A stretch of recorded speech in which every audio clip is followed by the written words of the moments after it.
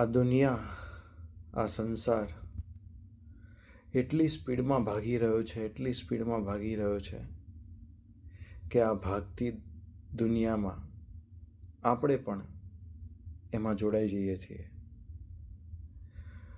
પરંતુ એ વિચારતા નથી આ દોડ સુખ તરફ લઈ જાય છે કે દુઃખ તરફ લઈ જાય છે. માત્ર ભાગતી દુનિયામાં, ભાગતા લોકોમાં, ભાગતી પ્રથામાં બસ આપણે જોડાઈ જઈએ છીએ. કારણ એટલું લોકો ભાગે છે, હું પણ ભાગું. લોકો વધારે સ્પીડમાં ભાગે છે, હું વધારે સ્પીડમાં ભાગું. પરંતુ એ ઊભા રહીને જરા પણ જોતા નથી કે વાસ્તવમાં શું એ દોડ સુખ તરફ છે કે દુઃખ તરફ છે. જો આ જ્યારે ખબર પડી જાય કે સુખ તરફની દોડ છે કે દુઃખ તરફની દોડ છે, તો ભલે હજારો માણસ, લાખો માણસ કે કરોડો માણસની દોડ એ દુઃખ તરફની હશે, પરંતુ તમારી દોડ માત્ર તમે એકલા હશો. પરંતુ એક વખત જાણ થઈ જાય કે આ દોડ ખોટી છે, તો કામ, તમારું આનંદ, તમારી સ્થિતિ બદલાઈ જશે. હવે આ ખબર કઈ રીતે પડે? ખબર પડવા માટે, આ દોડને ઊભા રહીને જોવા માટે ખબર કઈ રીતે પડે? તો બસ સિમ્પલ છે. દોડતી દુનિયામાં શાંતિથી એક જગ્યાએ ઊભા રહીને જુઓ. એનો અર્થ એ છે કે શાંતિથી દિવસમાં એક સમય પોતાના માટે ફાળવો કે શું વાસ્તવિકતામાં મને આનંદ, સુખ, શાંતિ એ કઈ જગ્યાએથી પ્રાપ્ત થશે. તમે જ તપાસ કરો, તમે જ શોધો. સત્સંગનો સહારો લો.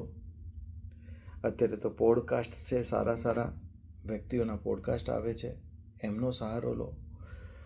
મોટા મોટા અનુભવી વ્યક્તિઓનો સહારો લો.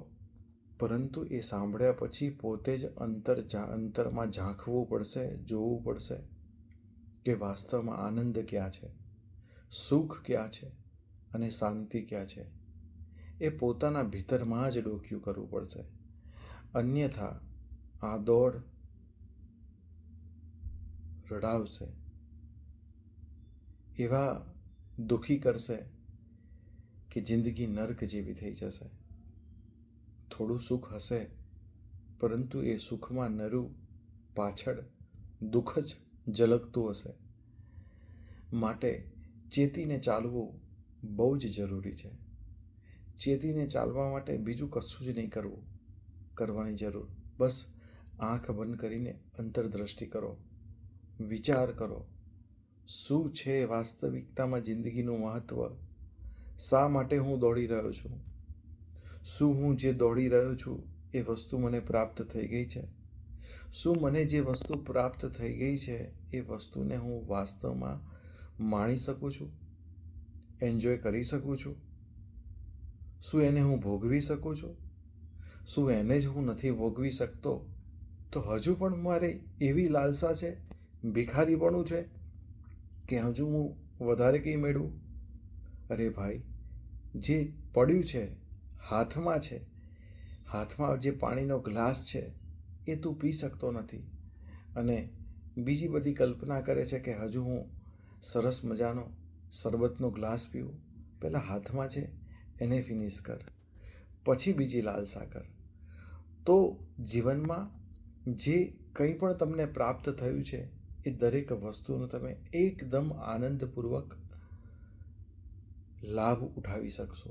જીવનનું સાચું મહત્ત્વ સમજતા જ તમે આનંદ પ્રાપ્ત કરતા જાઓ છો. અન્યથા આ જીવન બોરિંગ થતાં વાર નહીં લાગે. માટે રોજ ધ્યાન શબ્દ તો તમને જૂનવાણી લાગે છે, ધ્યાન શબ્દ તો તમને આધ્યાત્મિકતા તરફ લઈ જાય છે. આ તો બધા મહાત્માઓનું કામ. નહીં નહીં નહીં નહીં. આ જ ખોટી આપણી ભ્રમણા છે.